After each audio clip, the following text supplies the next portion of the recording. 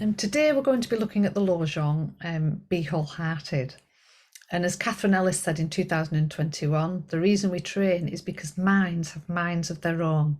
It's about realizing what's happening and coming back to our center again and again. We fall asleep and we wake up. We fall asleep and we wake up, and it's a continuous process. As Flint often says, we can practice our conditioning or we can practice with our conditioning. It's about learning how to not lean too far in or too far back. All the Lojongs for me assist me in seeing all of this, what it is I am doing, being wholehearted or training to be wholehearted. I notice my resistance to sit, to be present, and all the strategies I have for not being here. For me, the forms have been a great inroads to meeting the world more wholeheartedly. Taking care of how I place my feet when I walk in the Zendo, how I move around in the world, making an altar of the world, as Josh and Flint would say. Looking at, how like when I go into a supermarket, how am I treating the items on the shelf, as Josh would say, am I being careful with them and placing them back, or am I just leaving them for somebody else to put back? When I go to the lady at the till, am I taking time to be present with her, or am I just rushing past and just caught up in my own self-centered world? Am I taking time to say thank you? We are in intimate relationship with ourselves and everything else, whether we realize it or not. So it's about being mindful and careful of that. And for me, often it's like I'll come back to my face, because I know if I'm caught up, I'll have tension in my forehead and the muscles in my mouth will be quite tight. So I'll kind of come back and I'll soften the muscles in my forehead and here, and come back to my breath.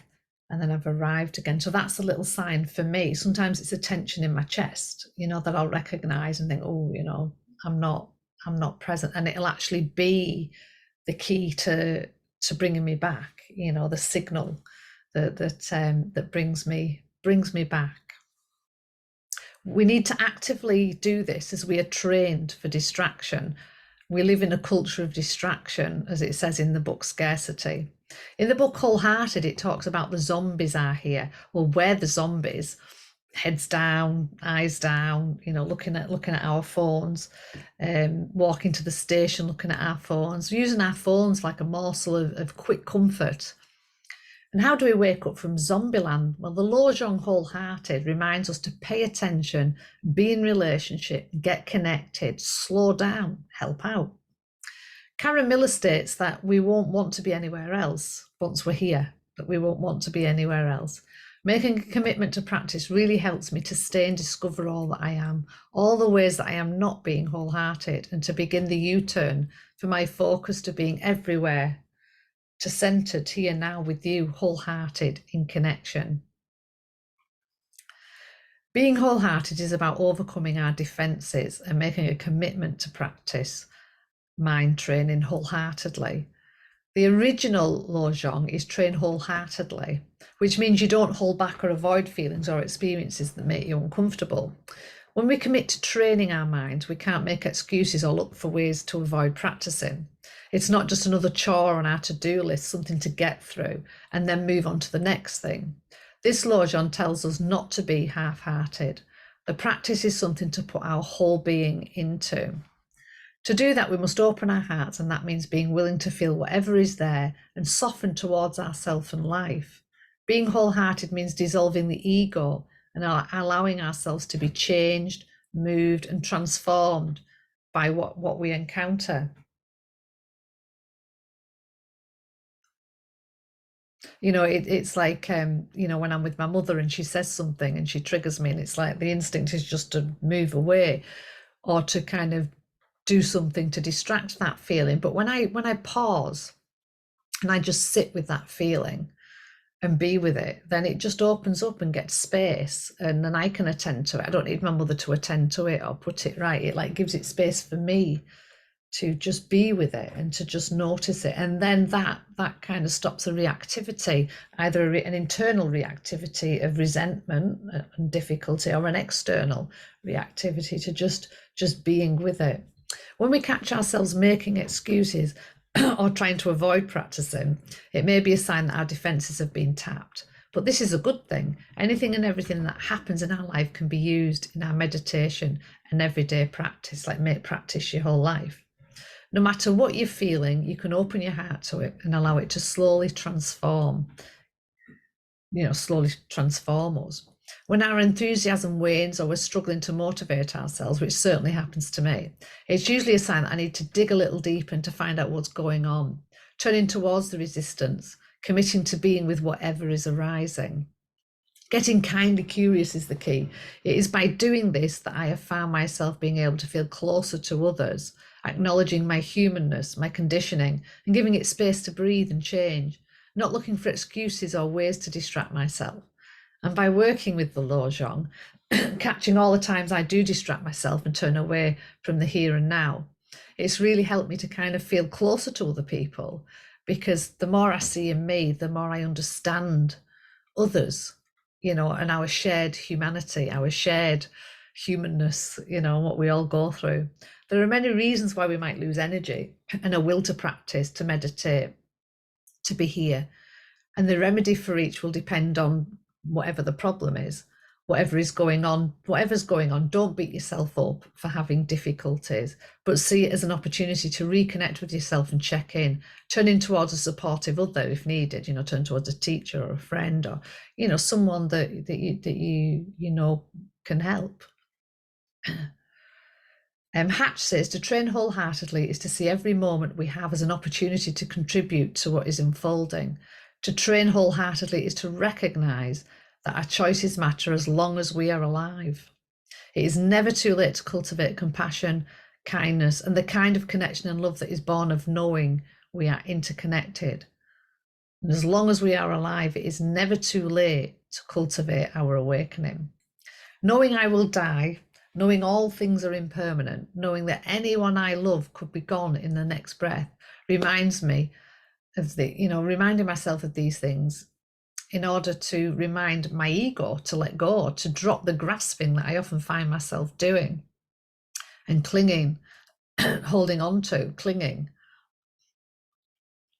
that we're interconnected and that our choices really matter.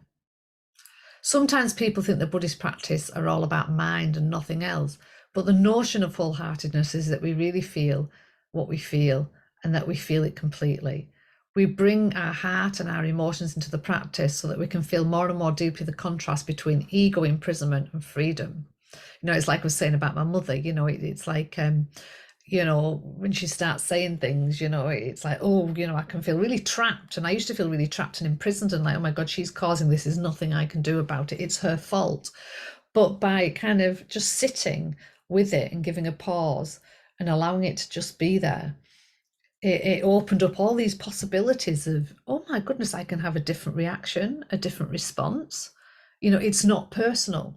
This is coming from my mother and it's about her and it's not personal. So I don't need to take it personally.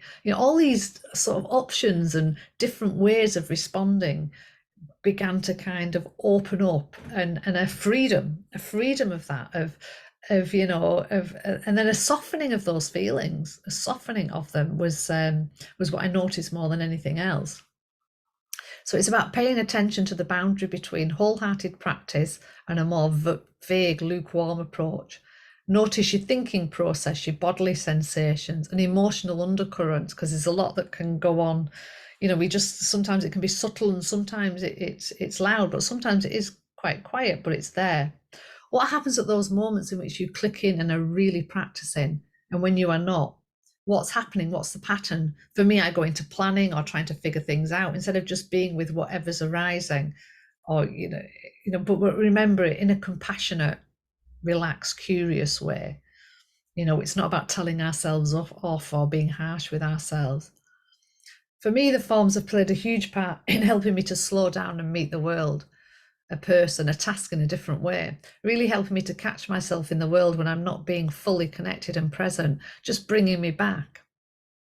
Practicing wholeheartedly doesn't just mean practicing on the cushion, but taking it out into the world and wholeheartedly having an intention to meet whatever arises with patience, kindness, and compassion. And I think for me, I just go back to the forms a moment. They've really helped me in a way of, when we walk into the zendo and we bow, and the sitting, and all the rituals, the little things that we do have helped to kind of cultivate a still place inside of me. So it's kind of like when you go off in your car and you're on a journey and you use your sat nav because you don't know where you're going, and then and then but for me now it's kind of like I used to need all these different, what the forms do for me is they really help cultivate that place inside of me so that I can be all caught up and my body just remembers to just that still place, that place, it remembers in the midst of everything. And it's like having that rest in the midst of everything. The more we do the forms, the more I sit, the more often I experience, with each passing year, the more often I experience that coming back. And but it's always about being aware and just really kind of just wholeheartedly paying attention to what we pay attention to, as I heard Flint say once.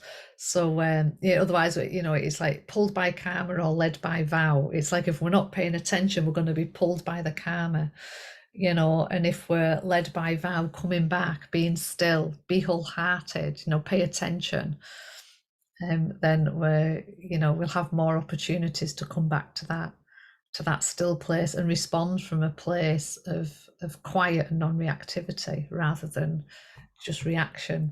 But thank you all so much for being here today, and thank you so much, and thank you for our shared practice, because it really is a shared practice. We can't do this alone. I can't do this alone. So thank you all so much. Thank you.